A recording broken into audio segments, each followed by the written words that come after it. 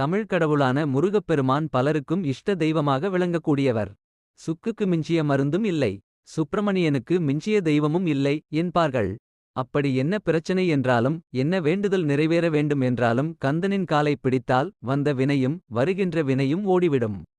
வேலை, திருமணம், குழந்தைப்பேறு, கடன், பண கஷ்டம், மனை மற்றும் வீடு தொடர்பான பிரச்சனை, நோய்கள், காரிய வெற்றி என எதை வேண்டினாலும் விரதம் இருந்து வழிபட்டாலும் சகல நலன்களையும் தரக்கூடியவர் முருகப்பெருமான்.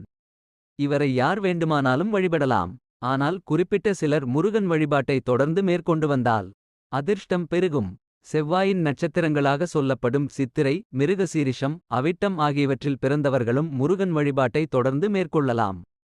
மேஷம், விருச்சிகம் லக்னக்காரர்களும் ராசிக்காரர்களும் முருகன் வழிபாட்டினை தொடர்ந்து மேற்கொள்ளலாம். திதியின் அடிப்படையில் வளர்பிறை மற்றும் தேய்பிறை சஷ்டிகளில் பிறந்தவர்களாக இருந்தால், நவமி, தசமி திதியில் பிறந்ததிருந்தால்